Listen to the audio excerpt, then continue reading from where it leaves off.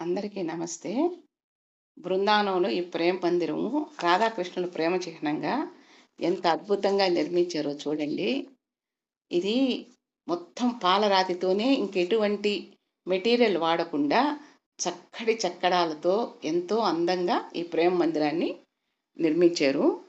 ఈ ప్రేమ మందిరము 54 ఎకరాల విస్తీర్ణంలో 150 కోట్లు ఖర్చు చేసి జగద్గురు కృపాల్ మహారాజు నిర్మించారు దీని నిర్మాణానికి దాదాపు 11 సంవత్సరాలు పట్టింది.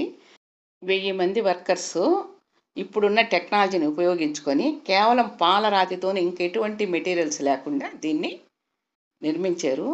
ఈ నిర్మాణం చుట్టూ కూడా భాగవతాన్ని ప్రదర్శించే 3D పెయింట్స్ తోటి గోడలకంతా కూడా ఫిక్స్ చేసేసి ఉండారు. చాలా అద్భుతంగా దీని ఎత్తు 125 అడుగులు, పొడవు వచ్చి 122 అడుగులు, వెడల్పు 115 అడుగులు.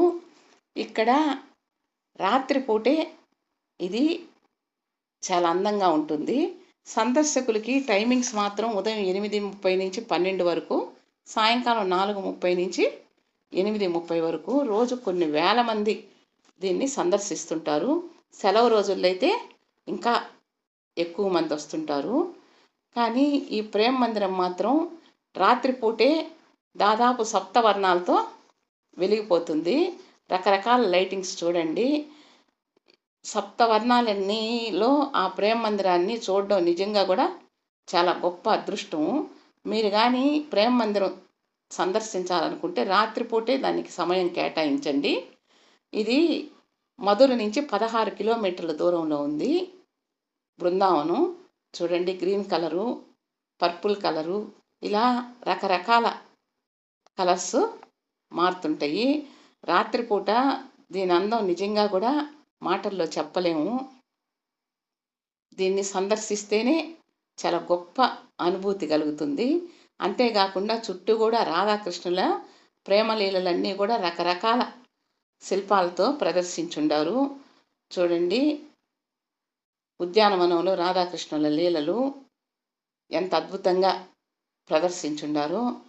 ఒకటి కాదు, ఎన్నో అద్భుతమైన దృశ్యాల్ని మనము ఆ బృందావనంలో చూడొచ్చు. మేము సాయంకాలం 5 గంటలకి ప్రేమ మందిరానికి వెళ్ళాము. అయినా కూడా పొద్దుపోయి నైట్ లైటింగ్లో వెయిట్ చేసి చూసేసి వచ్చాము.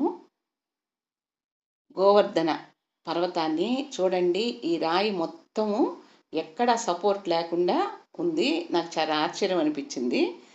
ఈ కాపర్లు కర్రలుని సపోర్ట్ చేస్తుంటారు.